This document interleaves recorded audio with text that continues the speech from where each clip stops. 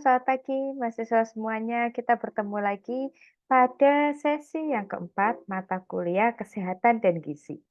Pada sesi yang keempat ini kita akan belajar secara khusus tentang masalah gizi dan kesehatan itu sendiri. Teman-teman sekalian, masalah gizi dan kesehatan dalam hal ini dibagi menjadi dua poin penting. Yang pertama yaitu masalah gizi kurang dan juga dampaknya bagi kesehatan. Dan yang kedua adalah masalah gizi lebih dan dampaknya pada kesehatan. Yang pertama masalah gizi kurang. Masalah gizi kurang ini penyebab langsungnya adalah timbulnya gizi kurang yang tidak hanya dikarenakan asupan makanan yang kurang, tapi juga karena ada penyakit yang lainnya. Di sini kita bisa ketahui bahwa anak yang mendapat cukup makanan tetapi sering menderita sakit, pada akhirnya dapat juga menderita gizi kurang. Sedangkan penyebab tidak langsung dari gizi kurang itu ada 3 juga, yaitu yang pertama ketahanan pangan keluarga yang kurang memadai, di mana setiap keluarga ini diharapkan mampu untuk memenuhi kebutuhan pangan bagi seluruh anggota keluarganya dalam jumlah yang cukup, baik dari jumlah maupun dari kualitas atau mutu gizinya itu sendiri, yaitu yang memenuhi gizi seimbang. Yang kedua yaitu pola pengasuhan anak yang kurang memadai, di mana di sini setiap keluarga diharapkan bisa menyediakan waktu, perhatian, dan dukungan agar anak bisa tumbuh dan berkembang dengan baik. Jadi bonding antara orang tua dan anak itu menjadi penting. Contohnya ketika kita menyuapin anak, jangan biarkan anak bermain dengan gadget. Biarkan anak bisa fokus dan juga merasakan bonding dari kita orang tua kepada anak-anak kita sendiri atau anak yang diberi makan itu. Kemudian penyebab tidak langsung yang ketiga yaitu pelayanan kesehatan dan juga lingkungan yang kurang memadai. Di mana sistem pelayanan kesehatan ini diharapkan dapat menjamin faktor-faktor pendukung gizi yang lain seperti penyediaan air bersih dan juga sarana pelayanan kesehatan dasar yang terjangkau dan bisa diakses oleh setiap keluarga yang membutuhkan.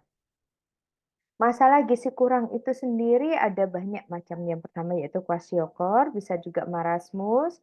Kemudian marasmus kwashiorkor bisa juga nanti terjadinya stunting, di mana balita ini kekurangan gizi karena memang kondisinya ada gangguan yang mengakibatkan gangguan tumbuh kembangnya. Salah satunya juga karena disebabkan terjadinya infeksi yang berulang.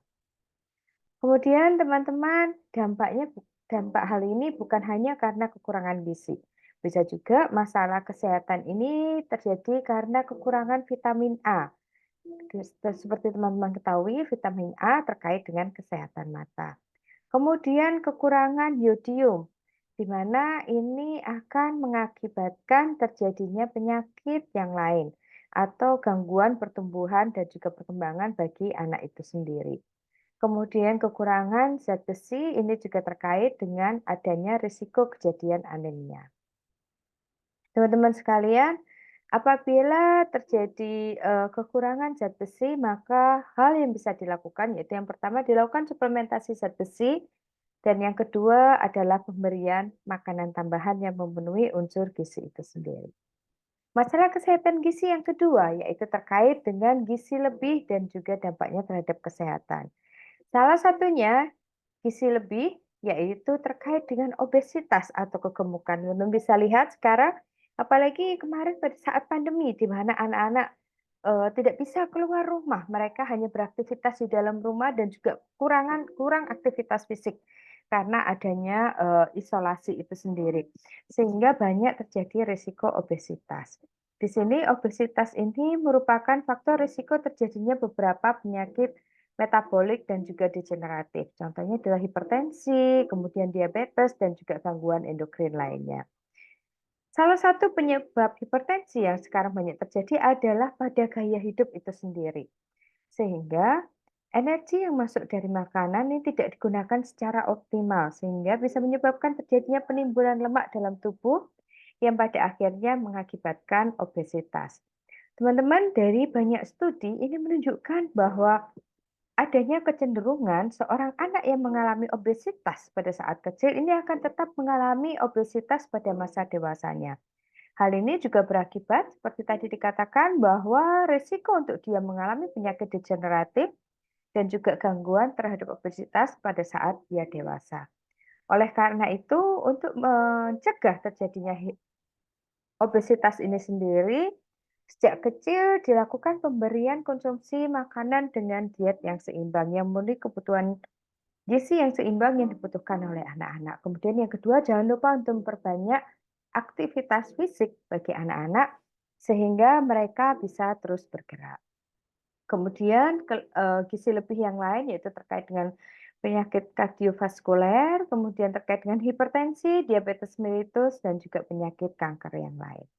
Teman-teman bisa baca pada modul yang keempat buku bacaan teman-teman sekalian.